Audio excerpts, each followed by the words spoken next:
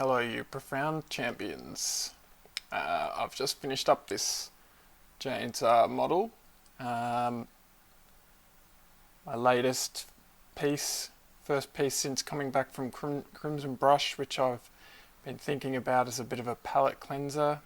Something to just cut my teeth on before I get into the next project, which is a big box art and going to be a really fairly heavy, big project to take on. So looking forward to that, and just wanted to try and absorb the things that I had at Crimson Brush before jumping into that. It probably wasn't a good idea to just jump straight into that project, which I'm hoping to do a really good job on. I'd really like to make sure I get that one right. So this was a good model to choose for that purpose.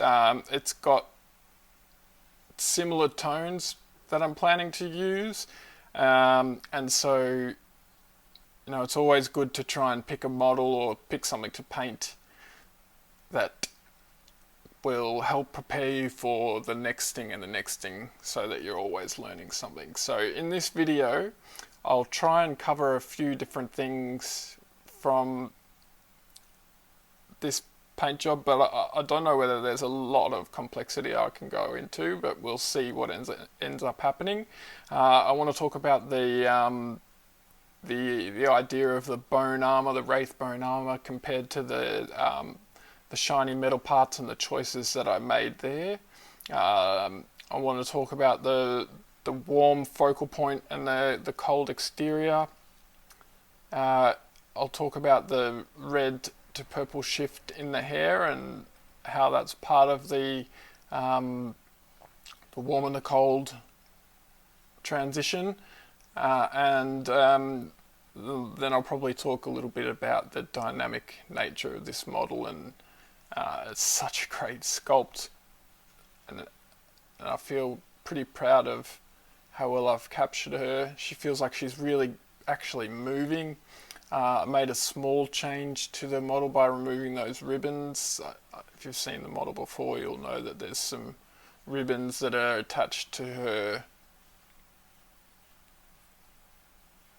blade that sort of come across here like this, and I felt like the model was dynamic enough without them.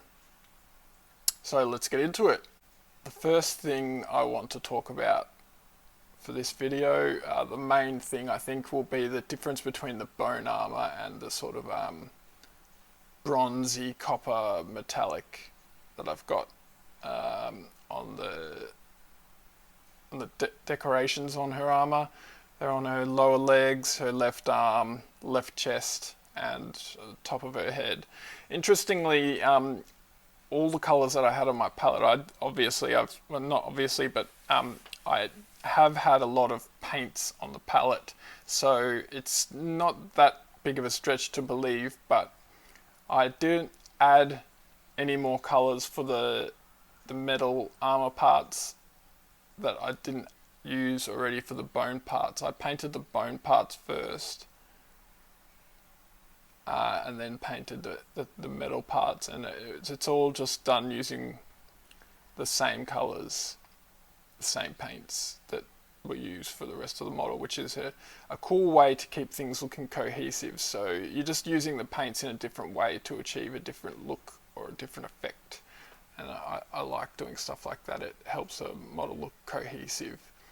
I'm quite pleased with the way this has turned out. It's one of my personal favourite projects, but I think that might have a bit to do with how cool I reckon this model is.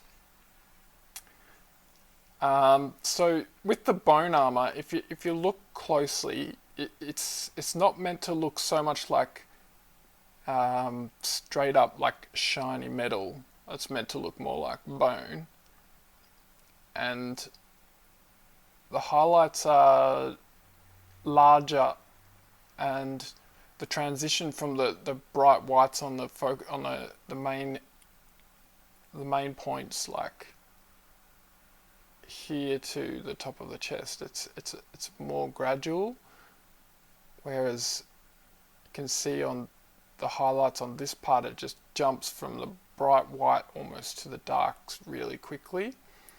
That's one of the most important parts of non-metallic metal. When you're trying to get the metal look, you want to have that jump from bright to dark happen really quickly. And something that I think that's only just starting to sink in recently, since I've been doing so much non-metallic metal, is that the mid-tones between those dark and bright areas, that's the most important part of the non-metallic metal, but it's such a small part of what you paint. Like, there's less than 0.5 millimeter of color in there. It's just on the very edge of those two parts, but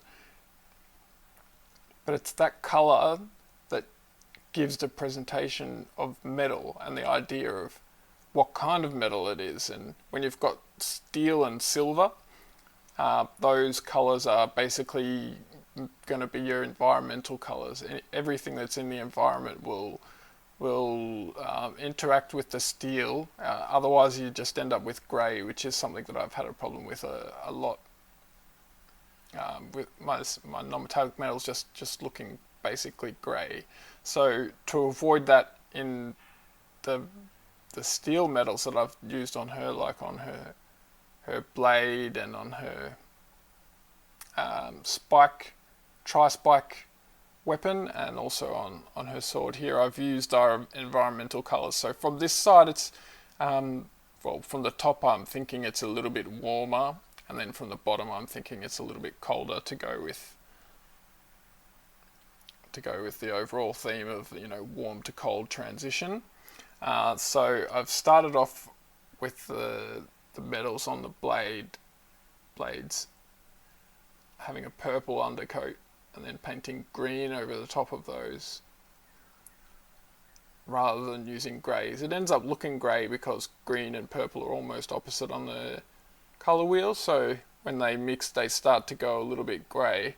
It's another thing I've done in this model a fair bit, is any of the areas with the black, I've used a purple and green mix using the Scale 75 Artist Emerald Green and Dark Violet. Mixing those two together is basically what's created the colour that I've used for any of the black parts, like down on the bottom of her hair, down here on her staff, at the small black parts of her armour. I don't count this as black, it's dark grey. And I've her bodysuit, I've tried to keep that a bit more of a warm grey rather than being the same colder black as the armour parts. And the armour parts get the colder black looking stuff too, give them a bit more contrast against the warmer metals that they will be surrounded by, and all of the black is pretty much surrounded or next to metals. The other interesting part of the non-metallic metals for this one was, or the challenge I suppose, was her legs, because there's so much contrast down here, it becomes a bit attention grabbing, but thankfully I've got enough brightness in the top and the focal point to not make them distracting, so you can get away with some fairly bright points down there. And on normal angles you don't get a lot of the natural light hitting those bits, so yeah, they're even brighter again. And I've used a lot less of that mid-tone colour down here. If you look at her legs, they're more grey than above, except for the top parts and these few little flares that are visible from the top. But actually I used greens, and if you can see that, I've used greens from the bottom, because I had planned to make these sort of green stones down here, and can't even see this blade. It took a little while to find the right angle to get focus for the bottom of the blade, but that's green to reflect the green tiles, the cold scenery. I'm not really sure exactly what light she's in. It's sort of using that same idea as Imelda Braskov, as painting her, painting each element to be the best looking that it can be, no matter how you look at it. So I had an interesting experience that didn't occur with Imelda was thinking about this panel here, because if I was to paint it to look the best from whatever angle it's looked at, the highlight should be right along the center here, and it's a fairly key element from the main view. So if it only had the highlight in the center here without this big light here, it was going to look wrong. So I painted it to have the main focus, but then I tried to think of how I could paint it on this angle that would give it something to look really cool as well. And I think thinking about, you know, perhaps reflecting some light from the blade and getting some of the copper color in there, this seems to be just like turned out nicely. I don't think there's actually any bad angles on this model again, which is pretty cool.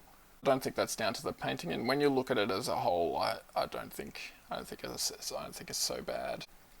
Properly angled instead of looking at it from below as well. I think it works pretty well from all angles, this one. And I'm really happy with the dynamic pose of this model. It feels like I've captured a moment in time quite well to me.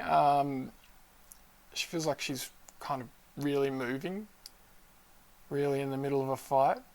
Such a good sculpt. It's beautiful.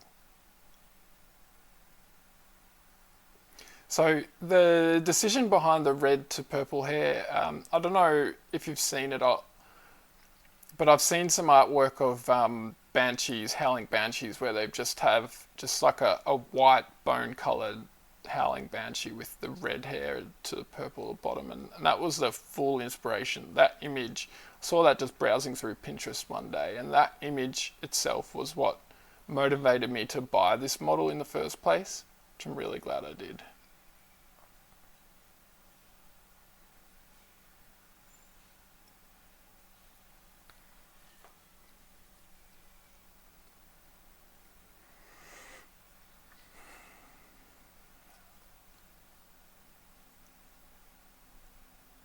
Despite the lighting, maybe not despite the lighting, but no, let's start again. The lighting on this model being default, or, you know, thinking about each element individually, meant that I could play around with more of that warm focus to cold exterior, and I think it works, but I'm not 100% sure. It's so different to me to like look at this. The base is so far from her, like vertically upwards. She's so far, so she becomes so much focal, and it's like she's not even part of the base. And so I think I could get away with such a different coloured stone and tile and having it so cold down there. Who knows? Maybe the sun or some sort of light is just peeking over something and it's not catching the base, the bottom, so it's in shadow or something. And I really quite like this loss of focus almost that I've tried to paint into the base. So see how the edge highlights are a lot more close to white on the stuff in the middle, the stuff that's connected to her hair, and then it goes out to the edge. It goes from green to purple and loses some resolution. I quite like how that sort of ends up feeling like it's blurring away from the focal point. It's quite a nice, cool effect. And I mean, it's something that I've been doing a lot of, this warm to cold or cold to warm. I think it's perhaps a little bit over exaggerated on this model, but it also works because of the scale. I wonder whether that kind of drastic cold to warm or warm to cold will work on other models or busts. It's something that I'll try eventually. But considering I didn't think that I had a lot to talk about with this model, we've ended up going past the 15-minute mark already. Interesting. I hope you've enjoyed it. I think I've covered everything that I wanted to cover, and if you've got any questions, then leave them down below in the comments. I'll be happy to answer. Thanks so much for watching.